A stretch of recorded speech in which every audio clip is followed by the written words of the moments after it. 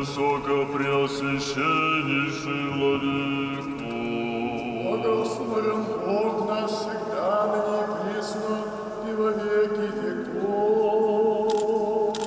Первое богослужение у святыни. Привезли ее с Каменской епархии Украинской православной церкви по просьбе архиепископа Петерима и аккурат к Успенскому посту, установленному в честь праздника Успения Пресвятой Богородицы. Сейчас для верующих важно не только физическое воздержание, но и духовное. Для нас это великая честь и радость, и благодать. Я думаю, что по молитвам святых угодников Божьих получите исцеление, помощь всех своих чаяний, бедах сегодня на вас.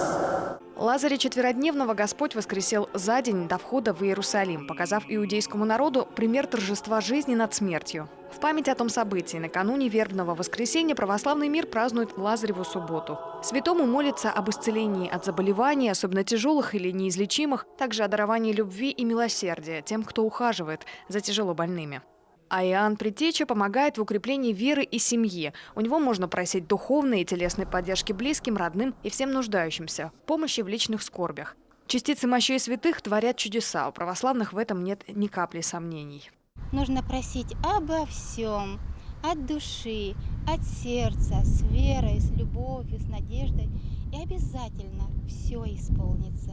Кроме утренних и вечерних служб, на время пребывания мощей ввели дополнительные дневные молебны. Также прихожане могут оставлять записки с именами. Священнослужители будут молиться за них во время служб. Здесь, в Свято-Стефановском соборе, мощи пробудут вплоть до первого дня осени. Так что у верующих Сыктывкара есть время приложиться к святыне. После они отправятся в Кочпан, Ухту и Сосногорск, а покинут республику 17 сентября. Александра Головина, Антон Ворожищев, телеканал Юрган, Сыктывкар.